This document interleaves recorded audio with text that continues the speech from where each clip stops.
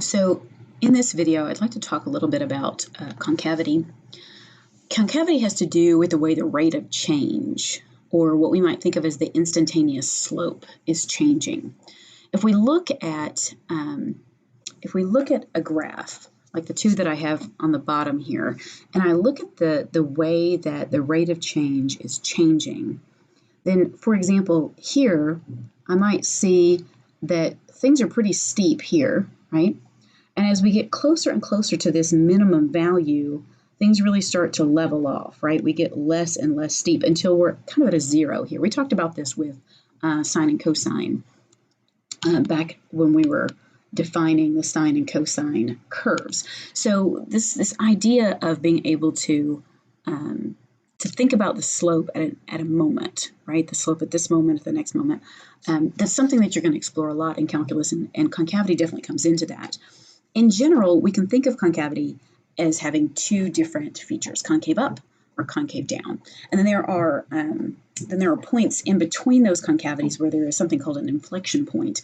But that's not something that we're going to learn how to find in this particular class. We'll define it, but we won't learn how to find it in this class. So concave up can generally be thought of as holding water. There's a lot of people who think of it that way as holding water. That's not a beautiful definition, but it kind of gets us into the right frame of mind, so I'm willing to use it. Specifically, concave up, a function where it is concave up, is either decreasing at a decreasing rate or increasing at an increasing rate. So for example, in this part right here, in this part of the function, you could think of this as generally holding water. And so we are decreasing at a decreasing rate, and then we begin increasing at a more and more steep rate as we move through here. So this part could be considered concave up, right? We could also say that this portion in here is concave up, right? Somewhere in here. Now, we're not really sure where that concavity begins because we haven't learned how to do that yet, but in general, we can think of it as concave up. Over here on the right-hand graph, we can think of this whole side of the function as being concave up because it is decreasing at a decreasing rate and then increasing at an increasing rate here. If we wanted to talk about concave down, on the other hand, we might think of it in terms of spilling water or pouring water. Now, these ideas of holding or pouring water are very, very generalized and may actually lead you astray if you try to only think about concavity in that way. That's why I'm including some more useful definitions here.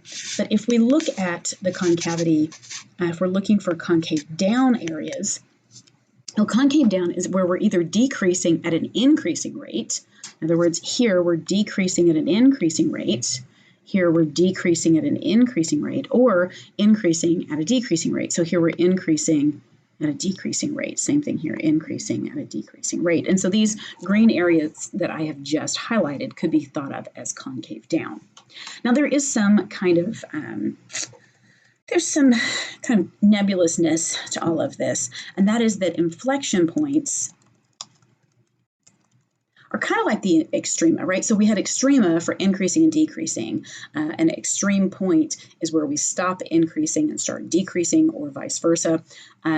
Inflection points are the same thing. Inflection points are the points at which concavity changes.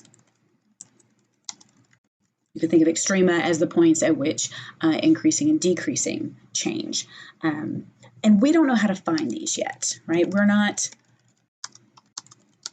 yet equipped to do that.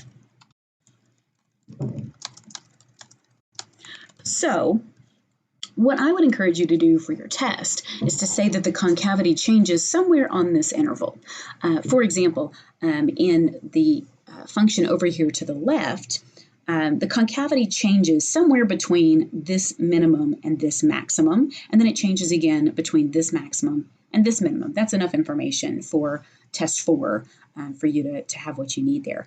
On the right-hand side over here, the concavity clearly changes where x equal 2. So it's not an inflection point, but it is definitely an x value where we can see the transition from concave down to concave up. So when you're looking at your functions and you're trying to decide, is it concave up, is it concave down, and where does it change, don't get too bogged down in exactly where it changes, because that is not something we know how to compute just yet.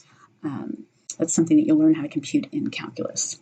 And that is short and sweet all I really have to say about that.